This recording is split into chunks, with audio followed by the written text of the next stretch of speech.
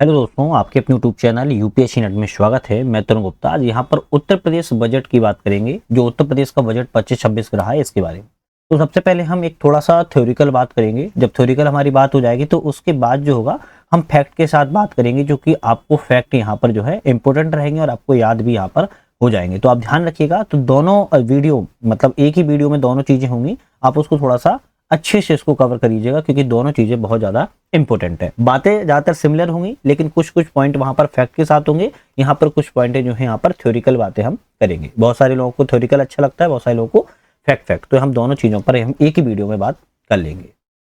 तो हमारा आज का पहला रहता है उत्तर प्रदेश बजट 2025-26, है ना। सबसे पहले उत्तर प्रदेश कौन सी सरकार के वित्त मंत्री हैं? तो हमारे वित्त मंत्री सुरेश खन्ना जी हैं, और इनके द्वारा 20 फरवरी 2025 को वित्त वर्ष 25-26 के लिए राज्य बजट जो है विधानसभा में प्रस्तुत किया गया था। तो वित्त मंत्री कौन थे? सुरेश खन्ना थे।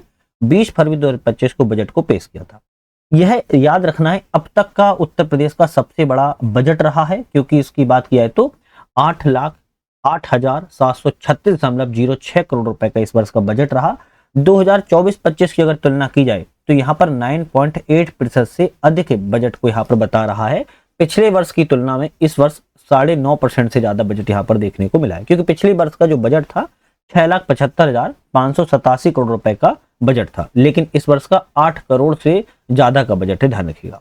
बजट में 22% जो हिस्सा है बुनियादी ढांचा इंफ्रास्ट्रक्चर, मतलब कि जो बेसिक इंफ्रास्ट्रक्चर होता है उसके लिए 22% का हिस्से को निर्धारित किया गया है।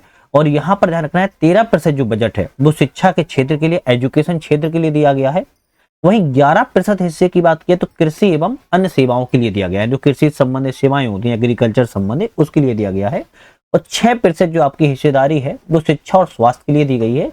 वहीं 4% का जो है आपके संसाधन दिए गए सामाजिक सुरक्षा को ध्यान में रखते हुए।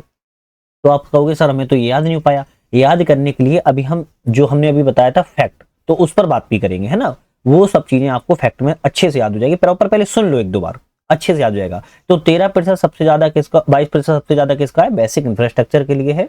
13% शिक्षा क्षेत्र के लिए, 11% कृषि से संबंधित, 6% जो है शिक्षा से संबंधित, और 4% सामाजिक सुरक्षा के कार्यक्रमों से संबंधित है। बजट में पूंजीगत परिव्यय की अगर बात करें, कुल बजट का लगभग कितना है, तो पूंजीगत परिव्यय की बात की जाए 20.05% आपके बजट में पूंजीगत परिव्यय को शामिल किया गया है। वही अगर बात करें 25-26 में राजकोषीय घाटे का लक्ष्य जो सकल राज्य घरेलू उत्पाद है उसका कितना निर्धारित किया गया है, 2.97% हिस्सेदारी की गई है। जो कुल बजट की बात की जाए तो 91,39,980 लाख रुपए यहाँ पर जो है अनुमानित यहाँ पर किया गया है। बजट में कुछ प्राप्तियां और व्यय भी होती है, जैसे हमारे जेब में कुछ रुपए आता है और रुपए कुछ जाता भी है, तो इसी तरीके से बजट में भी कुछ रुपए आता है और कुछ रुपए जाता है। इसको समझते हैं। जैसे राज्य के 2025-26 के बजट में बात की जाए, सरकार का जो कुल रुपए है वो कितना प्रस्तावित बताया गया है, तो व्यय जो प्रस्तावित है वो आपका 8,08,736.06 करोड़ रुपए प्रस्तावित है। अनुमानता है ऐसा कि बजट में जो इतना खर्च होगा, जबकि कुल कितना आ सकता है बात की जाए तो यहाँ पर 7,79,242.65 करोड़ जो है अनुमानित यहाँ पर बात की जा रही है। अगर करोड़ हम कहना भूल जाए तो याद रखना करोड़ में ही बात की जाती है भाई, हमारा जेम का बजट बात नहीं करी जा रही है। यहाँ पर सरकार के बजट की बात की जाए तो लाख करोड़ साथ में लगे होते हैं।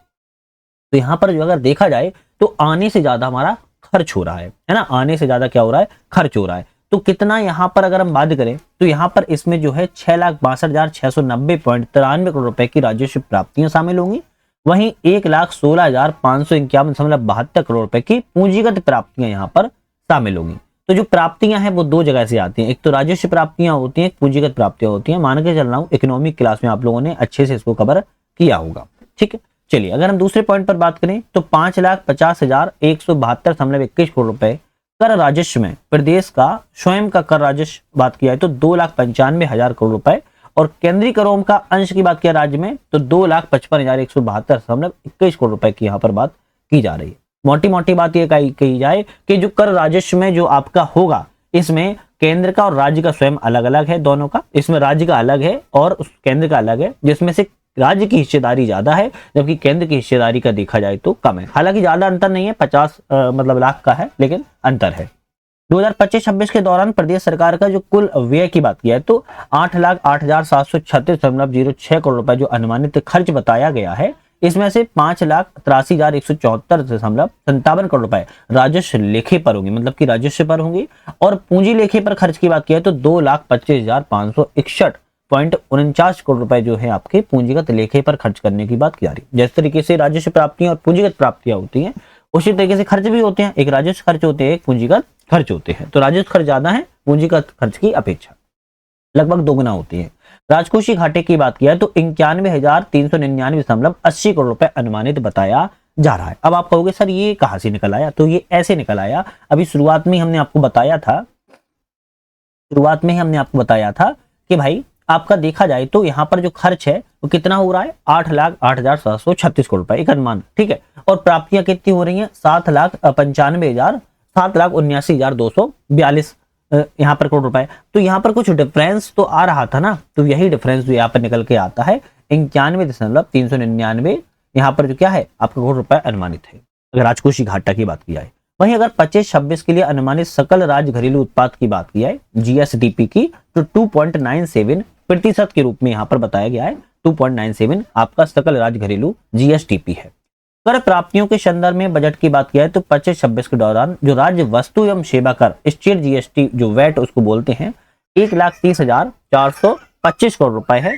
जबकि आबकारी शुल्क की बात की है तो 63,000 करोड़ रुपए बताई जा रही है। और स्टाम्प और पंजीकरण के लिए 38,150 करोड़ रुपए के यहाँ पर जो है बताया जा रहा है। वाहन कर से 14,000 करोड़ रुपए की प्राप्तियों का अनुमान है। तो ये जो हमने अभी बात की आपसे, जैसे स्टेट से कितना प्राप्त हुआ 1,30,425 करोड़ रुपए, आबकारी शुल्क से 63,000 करोड़ रुपए, स्टाम्प पंजीकरण से 38,150 करोड़ रुपए, वाहन वगैरह से जो कर लगते हैं उस पर 14,000 रुपए, ये प्राप्तियां हैं, ये प्राप्त सरकार को कहां से हो रही है इसकी थी। अब कुछ बजट में कुछ महत्वपूर्ण घोषणाएं थी। अब ये बात आपको समझ में आ गई हो तो अच्छी बात है, नहीं आई हो तो अभी हम आगे जो बात करेंगे ओनली फैक्ट पर, तो उस पर और समझ लेंगे, ठीक है। बजट में कुछ महत्वपूर्ण घोषणाएं हैं। अब देखो घोषणाएं इसमें अलग हैं और उसमें घोषणाएं अलग है, क्योंकि उसमें हमने योजनाएं रखी हैं, इसमें घोषणाएं हैं, तो दोनों में थोड़ा सा डिफरेंस बना के चलना है, वरना आप सोचो कि सेम ही सेम है, हम तो नहीं देखेंगे, लेकिन देख के चलोगे तभी फायदा मिलेगा।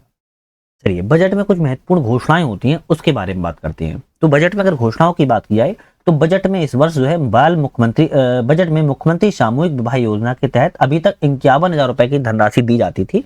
अब इसको बढ़ाकर जो है 1,00,000 रुपए कर दी गई है। कितना, 1,00,000 रुपए कर दी गई है। और वहीं पर विधवा पुनर्विवाह और उनकी पुत्रियों के विवाह के लिए जो सहायता राशि थी उसको भी अब 1,00,000 रुपए कर दिया गया। तो आप ऐसे मोटे तौर पर समझो, सामूहिक विवाह योजना के तहत अभी तक 1,00,000 रुपए नहीं मिल पाते थे, 51,000 रुपए मिलते थे, अब उसको 1,00,000 रुपए कर दिया गया है।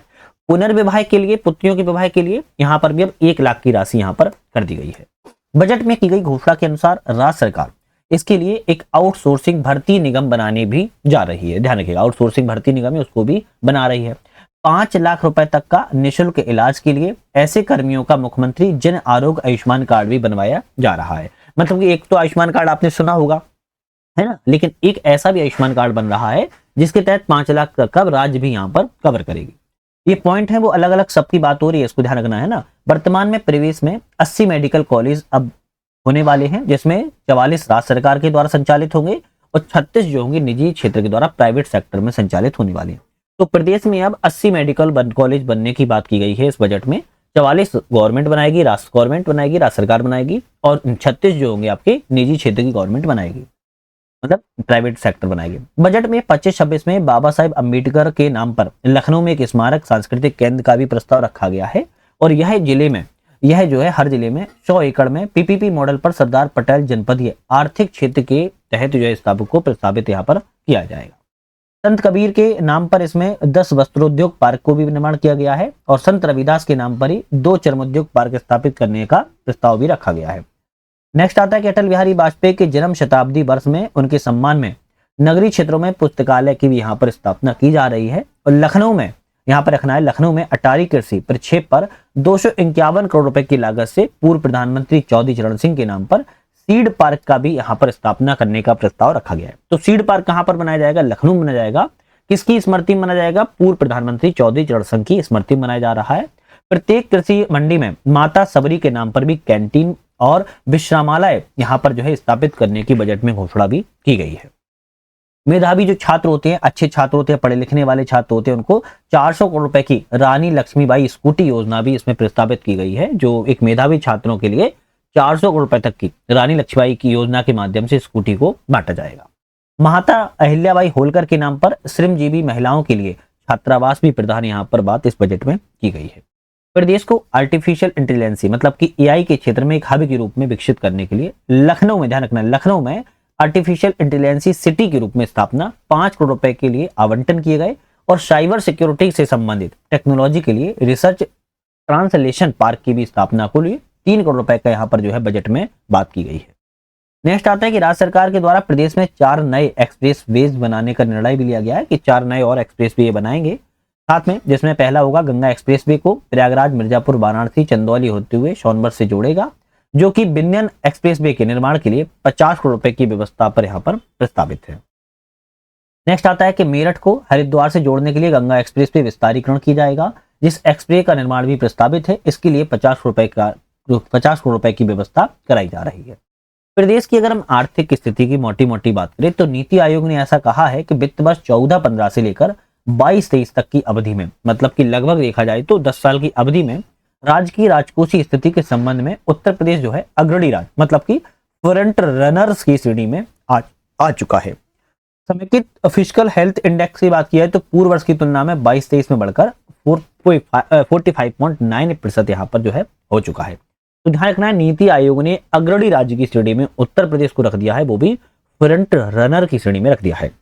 आरबीआई ने द्वारा कहा गया है कि राज्यों के बजट के संबंध में 24-25 में प्रकाशित जो अध्ययन रिपोर्ट है उसके अनुसार देश के सभी राज्यों की स्वयं कर प्राप्तियां उत्तर प्रदेश का हिस्सा 2022-23, 23-24 और 24-25 में क्रमशः 9.9%, 10.5%, 11.6% रहा है, जो कि महाराष्ट्र के बाद सबसे ज्यादा उत्तर प्रदेश का ही। अब देखो एक क्वेश्चन यहां से बनता है कि उत्तर प्रदेश से एक अच्छी स्थिति किस राज्य की है, तो आप कहेंगे महाराष्ट्र राज्य की है।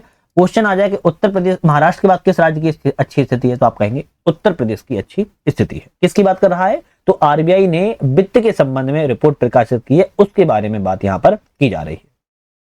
भाई अगर बात करें कि सकल राज्य घरेलू उत्पाद के प्रतिशत के रूप में सभी राज्यों का विकास व्यय में देखा जाए तो 10.9, 11.9, 12% रहा है, जबकि उत्तर प्रदेश का औसत की बात की जाए, देखो ये तो सभी राज्यों का रहा है ना, 10.9 से लेकर 12% तक।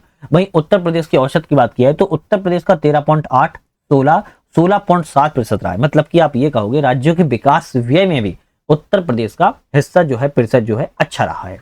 प्रदेश में ऋणग्रस्तता जो रहा है 2016-17 की समाप्ति पर जीएसडीपी का 36.7% थी, जबकि घटकर जो है 22-23 के वास्तविक आंकड़ों में 30.4% केवल हो चुकी है इस समय, ये भी ध्यान रखिएगा।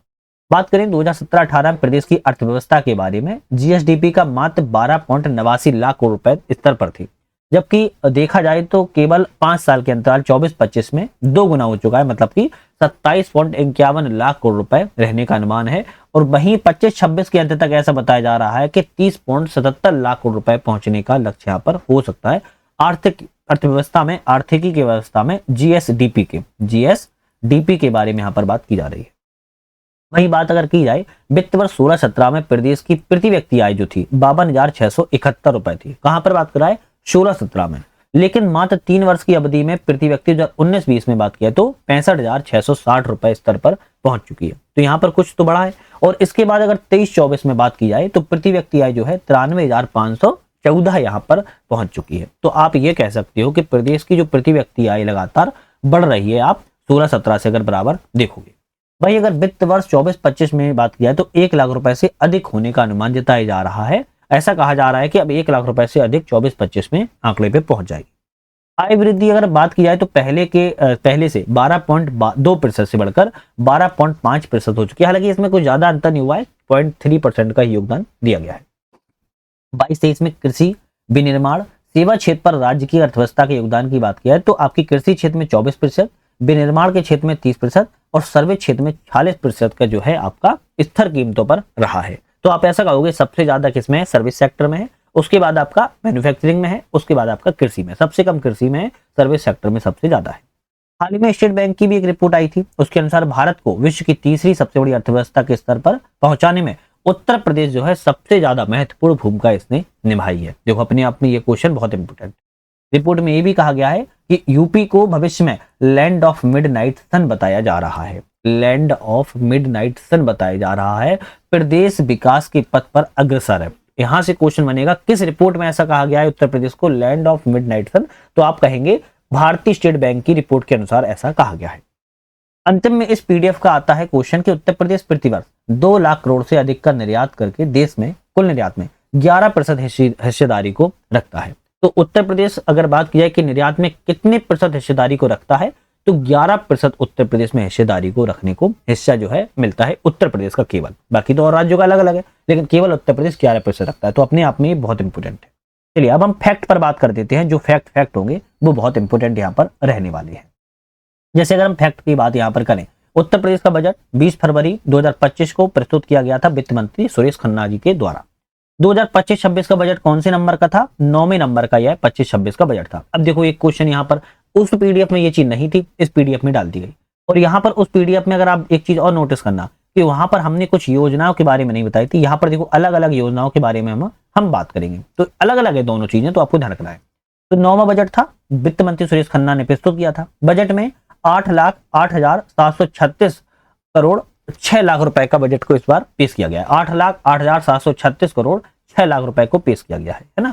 पिछले वर्ष 24-25 की बजट की तुलना में 9.8% की वृद्धि हुई, जो मैंने आपको बताया था। पिछले वर्ष का बजट कम था। और यहाँ पर अगर बात की जाए, यहाँ पर 2,84,38,34 करोड़ रुपए की जो है आपकी नई योजनाओं को इसमें जो है शामिल भी किया गया है। ठीक है। कुल प्राप्तियों की बात की जाए तो आपके कुल प्राप्तियां 6,62,690.39 करोड़ रुपए। और पूंजीगत प्राप्ति की बात की जाए तो 1,16,55,551.72 करोड़ रुपए की पूंजीगत प्राप्तियां। आज बोलने में थोड़ा ऊपर नीचे हो जाए तो आपको लिखा है, थोड़ा समझ लेना है ना। पूंजीगत व्यय की बात किया है, कुल बजट का लगभग कितना है? पूंजीगत व्यय जो है 20.5 है। इंपोर्टेंट है, हाईलाइट किया है, तभी मैंने उस पर चक्कर लगाया है ना, क्योंकि भी इंपोर्टेंट है, ऐसे क्वेश्चन आते हैं। पूंजीगत व्यय कुल बजट का 20.5%। बजट घाटा की बात की है तो यहाँ पर 29,493.41 करोड़ रुपए का बजट घाटा बताया जा रहा है।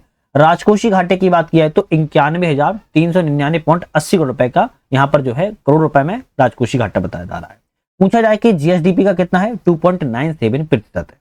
बजट की टैगलाइन क्या थी इस वर्ष की? तो बजट की टैगलाइन थी वंचित को वरीयता। वंचित को वरीयता टैगलाइन थी। मतलब कि थीम क्या थी, विषय क्या था, ये याद रखो आप लोग। देखो उस पीडीएफ में नहीं था, इसमें आ गया। तो बजट गरीब, किसान, युवा, महिला उत्थान को समर्पित इस वर्ष का बजट रहा है। वंचित को वरीयता इस बजट की जो है आपकी थीम रही है। अगर बजट का हम क्षेत्रवार विवरण करें, बुनियादी ढांचा बेसिक इंफ्रास्ट्रक्चर के लिए 22%, शिक्षा क्षेत्र के लिए 13%, कृषि संबंध क्षेत्र के लिए 11%, चिकित्सा स्वास्थ्य के लिए 6%, सामुदायिक या सामाजिक सुरक्षा कार्यक्रम के लिए 4% जो है बजट का यहाँ पर क्षेत्रवार आवंटन किया गया है। सभी क्षेत्रों पर विस्तार पर चर्चा करें तो बुनियादी ढांचा और शहरी विकास के लिए 4 नए एक्सप्रेसवे को प्रस्तावित किया गया है, जिसमें आगरा लखनऊ एक्सप्रेसवे से फर्रुखाबाद होते हुए गंगा एक्सप्रेसवे हरदोई कोसिया तक ग्रीनफील्ड एक्सप्रेसवे का निर्माण यहाँ पर किया जाएगा। 900 करोड़ रुपए प्रस्तावित किए गए। दूसरा है विंध्यन एक्सप्रेसवे का निर्माण होगा। गंगा एक्सप्रेसवे को प्रयागराज, मिर्जापुर, वाराणसी, चंदौली होते हुए सोनभद्र को जोड़ेगा। 50 करोड़ रुपए प्रस्तावित किए गए हैं। गंगा एक्सप्रेसवे का विस्तारीकरण की बात किया तो योजना में मेरठ को हरिद्वार से जोड़ेगा। 50 करोड़ रुपए प्रस्तावित किए गए। बुंदेलखंड रीवा एक्सप्रेसवे का निर्माण किया जाएगा, जिसके लिए 50 रुपए प्रस्तावित किए गए हैं।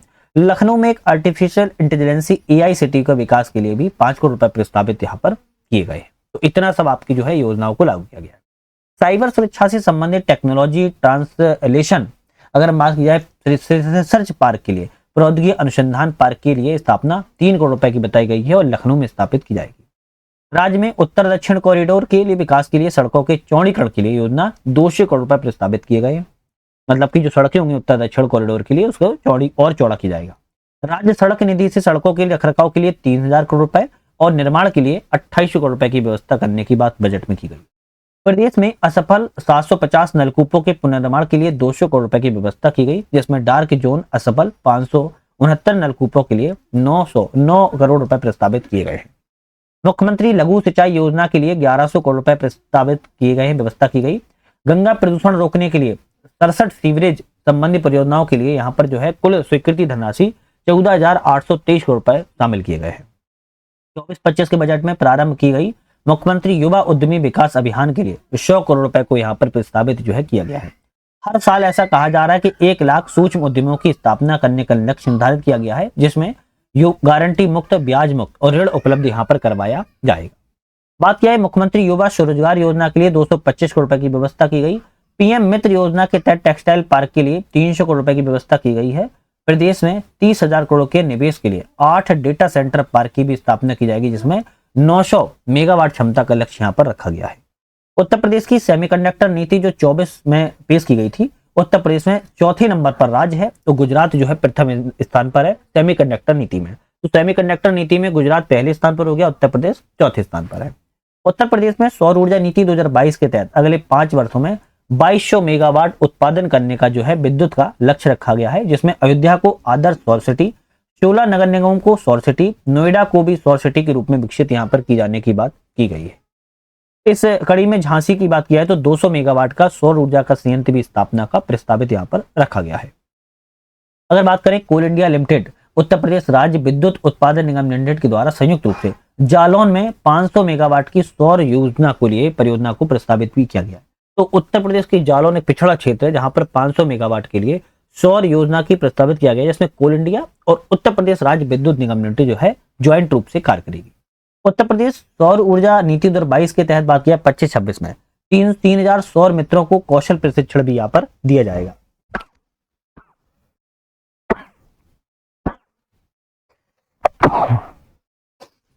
सॉरी, एक्चुअली थोड़ा सा हेल्थ इश्यू हो गया है, कोल्ड वगैरह, तो इस वजह से। राज्य राजधानी क्षेत्र की बात की है 2024 के तहत 6 जिलों शामिल किया गया है, लखनऊ, सीतापुर, हरदोई, उन्नाव, रायबरेली एवं बाराबंकी। ध्यान रखना है। प्रदेश में आवास योजना शहरी क्षेत्र के लिए बात किया है 17 लाख रुपए आवास को आवंटित किए गए हैं। प्रधानमंत्री आवास योजना ग्रामीण के लिए 36 लाख रुपए आवंटन यहाँ पर किए गए। तो शहरी क्षेत्र के लिए 17 लाख रुपए और ग्रामीण क्षेत्र के लिए 36 लाख रुपए आवंटन यहाँ पर किए गए हैं। अमृत योजना 2.0 के तहत अब तक 39 लाख पेयजल कनेक्शन प्रदान यहाँ पर किए गए हैं। शहरी बाढ़ वर्षा जल निकासी योजना प्रारंभ की गई, जिसके तहत 1000 करोड़ रुपए यहाँ पर प्रस्तावित किए गए। मुख्यमंत्री हरित सड़क अधोसंरचना विकास के लिए शहरी क्षेत्र के लिए 800 करोड़ रुपए प्रस्तावित यहाँ पर किए गए। जीरो पॉवर्टी उत्तर प्रदेश अभियान के लिए 250 करोड़ रुपए की व्यवस्था की गई है। मनरेगा के तहत वित्त वर्ष 25-26 के लिए 34 करोड़ रुपए मानव सर्जन का दिवस के लिए यहाँ पर किया गया है। ध्यान रखना है। स्वच्छ भारत मिशन ग्रामीण के लिए 2045 करोड़ रुपए जो है आवंटन यहाँ पर किए गए हैं। ये किस क्षेत्र से संबंधित थे? तो ये हमने अभी बात की है किस क्षेत्र से, बुनियादी ढांचा और शहरी विकास क्षेत्र से हमने बात की है। अब हमारी किस पर बात हो रही है? अब हमारी हम बात करेंगे यहाँ पर शिक्षा के व्यवस्था के क्षेत्र के लिए। तो प्राथमिक उच्च प्राथमिक विद्यालयों के लिए जो बुनियादी सुविधा के विकास के लिए है वो 2000 करोड़ रुपए को प्रस्तावित यहाँ पर किया गया है। समग्र शिक्षा अभियान कार्यक्रम के लिए 666 करोड़ रुपए प्रस्तावित किए गए हैं। एनसीसी प्रशिक्षण अकादमी का निर्माण गोरखपुर में किया जाएगा, जिसके लिए 20 करोड़ रुपए को व्यवस्था की गई है। नेक्स्ट आता है कि पीएम उच्चतर शिक्षा अभियान जो संचालन है वो 600 करोड़ रुपए की व्यवस्था का प्रस्तावित किया गया है। मुख्यमंत्री प्रशिक्षता योजना के लिए 100 करोड़ रुपए को आवंटन यहाँ पर किया गया है। रानी लक्ष्मीबाई स्कूटी योजना के तहत जो कॉलेज जाने वाली मेधावी छात्रा होती है उनकी स्कूटी प्रदान की जाएगी, और इसी के तहत मां विंध्यवासिनी राज्य विश्वविद्यालय स्थापना जो है मिर्जापुर में यहाँ पर की जा रही है। 68वीं राष्ट्रीय स्कूल खेल जो है प्रतियोगिता के लिए 25 स्वर्ण, 24 रजत, 50 कांस्य पदक सहित 99 पदक उत्तर प्रदेश ने प्राप्त किए। आगरा में एक साइंस सिटी भी स्थापना की जा रही है, जिसकी लागत जो है 25 करोड़ रुपए बताई जा रही है। वाराणसी में साइंस सिटी और नक्षत्रशाला के लिए 5 करोड़ रुपए की व्यवस्था की गई है। नेक्स्ट आता है हमारा कृषि संबंध योजनाओं संबंधित। दलहन तिलहन फसलों के लिए उत्पादन में वृद्धि के लिए निःशुल्क मिनीकिट वितरण कार्यक्रम की शुरुआत यहाँ पर कृषि क्षेत्र में की जा रही है। उत्तर प्रदेश बीज स्वावलंबन नीति 2024 के तहत बीज पार्क विकास परियोजनाओं के संचालन किया जा रहा है, जिसके लिए 251 करोड़ रुपए प्रस्तावित किए गए हैं। विश्व बैंक की सहायता से बात किया है तो उत्तर प्रदेश एग्रीज परियोजना 200 करोड़ रुपए की व्यवस्था यहाँ पर की गई है। कुशीनगर में महात्मा बुद्ध कृषि एवं प्रौद्योगिकी विश्वविद्यालय की स्थापना 100 करोड़ रुपए प्रस्तावित किए गए हैं। पर ड्रॉप मोर क्रॉप है ना, पर ड्रॉप मोर क्रॉप सूक्ष्म सिंचाई के लिए 720 करोड़ रुपए प्रस्तावित किए गए। राष्ट्रीय बागवानी मिशन योजना के तहत 650 करोड़ रुपए और आवारा गायों के भरण पोषण के लिए 2000 करोड़ रुपए प्रस्तावित यहाँ पर की गए। चौथी आती है हमारी चिकित्सा और स्वास्थ्य देखभाल से संबंधित। आयुष्मान भारत प्रधानमंत्री जन आरोग्य योजना के तहत 5.13 करोड़ रुपए आयुष्मान कार्ड जो है उत्तर प्रदेश में बने, और उत्तर प्रदेश का स्थान इसमें प्रथम स्थान पर है। महायोगी गुरु गोरखनाथ आयुष विश्वविद्यालय गोरखपुर में बनना है। राजकीय आयुर्वेद महाविद्यालय का निर्माण अयोध्या में किया जा रहा है। राजकीय होम्योपैथी मेडिकल कॉलेज की स्थापना वाराणसी में की जा रही है। तो आपको ध्यान रखना है गोरखपुर, अयोध्या और वाराणसी। बलिया और बलरामपुर में बात किया है तो सुशासी राज्य चिकित्सा महाविद्यालय को स्थापना के लिए 27 करोड़ रुपए, और यहाँ पर बात किया है कि एवं 25 करोड़ रुपए आवंटन किए गए हैं। तो बलिया के लिए 27 करोड़ रुपए, बलरामपुर के लिए 25 करोड़ रुपए। नेक्स्ट आती है हमारी सामाजिक सुरक्षा कार्यक्रम। मुख्यमंत्री कन्या सुमंगला योजना के लिए 700 करोड़ रुपए आवंटन किए गए हैं। प्रति बालिका को यहाँ पर जो है 25,000 रुपए यहाँ पर जो है दिए जाएंगे। वाराणसी, मेरठ, प्रयागराज, कानपुर नगर, गोरखपुर, झांसी, आगरा के लिए 7 जिलों में मुख्यमंत्री श्रमजीवी महिला छात्रावास निर्माण की नई योजना को प्रस्तावित यहाँ पर किया जा रहा है, जिसकी लागत 170 करोड़ रुपए प्रस्तावित है। मुख्यमंत्री सक्षम सुपोषण योजना के तहत 100 करोड़ रुपए आवंटन किए गए हैं। वृद्धावस्था किसान पेंशन योजना के तहत प्रत्येक लाभार्थी को 1,000 प्रति माह पेंशन यहाँ पर मिलेगी। अब तो वृद्धावस्था में है और किसान पेंशन योजना के तहत अब उनको प्रत्येक लाभार्थी को 1,000 रुपए हर माह जो है दिए जाने की बात की जा रही है। मुख्यमंत्री सामूहिक विवाह योजना के लिए 550 करोड़ रुपए प्रस्तावित किए गए हैं, और प्रदेश का जो वृक्षावरण है उसके लिए 9.96 हो गया है। वृक्षावरण के लिए वृद्धि में जो उत्तर प्रदेश है वो दूसरे स्थान पर अब आ चुका है। उत्तर प्रदेश का पहला गिद्ध का प्रजनन केंद्र की बात की जाए तो गोरखपुर जिले के कैंपियर रेंज में स्थापित किया रहा है, और जिले की बात किया तो महाराजगंज जिले में लाल सिर वाला गिद्ध संरक्षण एवं प्रजनन केंद्र स्थापित किया जा रहा है। गोरखपुर में ही उत्तर प्रदेश वानिकी औद्योगिक विश्वविद्यालय की स्थापना के लिए नवीन योजना को प्रस्तावित भी यहाँ पर किया गया है। साथ में मुख्यमंत्री पर्यटन स्थल विकास योजना के लिए 400 करोड़ रुपए आवंटित किए गए। सीतापुर जिले में निमिष नारायण के लिए वेद विज्ञान केंद्र की स्थापना के लिए 100 करोड़ रुपए की धनराशि को प्रस्तावित किया गया है। इसी की तरह मिर्जापुर में त्रिजगाकार क्षेत्र में मां विंध्यवासिनी मंदिर, मां अष्टभुजा मंदिर, मां काली खोई मंदिर परिक्रमा पथ का निर्माण किया जा रहा है, और इसके लिए 100 करोड़ रुपए से ज्यादा की भूमि का अधिग्रहण यहाँ पर किया जाएगा।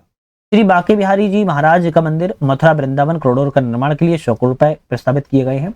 मेरठ में खेल विश्वविद्यालय बनाया जाएगा 223 करोड़ रुपए का।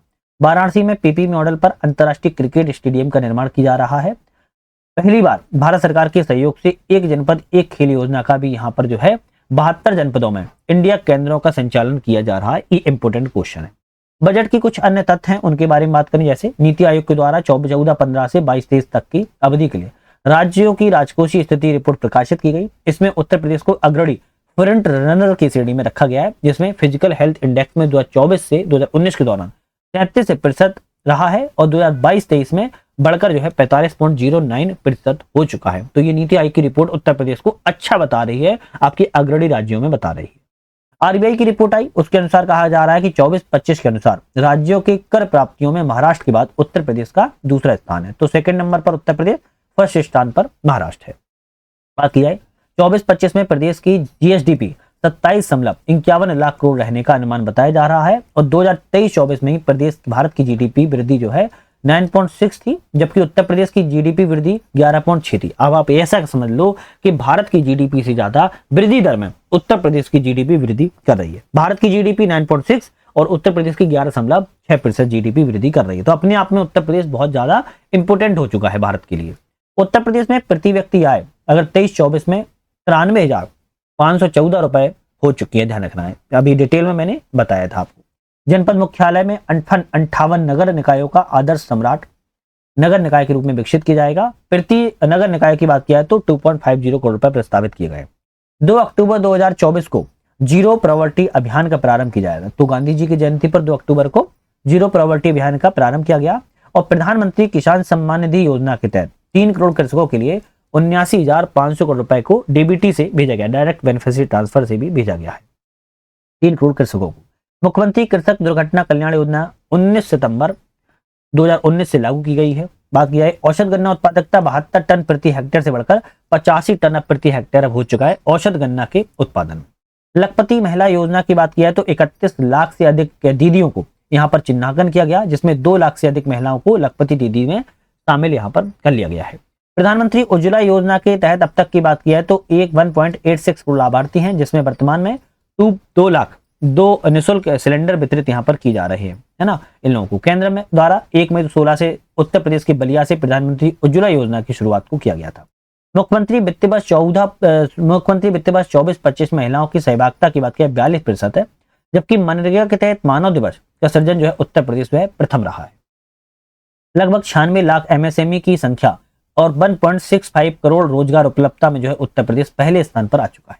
उद्यम पोर्टल रिपोर्ट बताती है जनवरी 2024 में एसीसी अकाउंट में उत्तर प्रदेश देश में एमएसएमई की संख्या में 9% योगदान के साथ तीसरे स्थान पर है। मतलब कि आपका जो एमएसएमई रजिस्टर्ड होते हैं उसमें 9% योगदान उत्तर प्रदेश दे रहा है, जिसमें तीसरे स्थान पर है भारत में।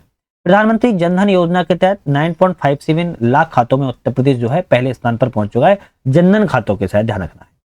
नेक्स्ट आता है कि प्रधानमंत्री सुरक्षा बीमा योजना के तहत जो है उत्तर प्रदेश पहले स्थान पर है 6.52 करोड़ नामांकन के साथ। प्रधानमंत्री जीवन ज्योति बीमा योजना के तहत पहले स्थान पर उत्तर प्रदेश है 2.28 करोड़ नामांकन के साथ। जल जीवन मिशन के अंतर्गत 2.67 करोड़ परिवारों को, जो ग्रामीण परिवार है, उनको नल से जल प्रदान किया गया, जिसमें से 2.34 करोड़ रुपए घरों में उपलब्ध यहाँ अभी तक हो चुका है।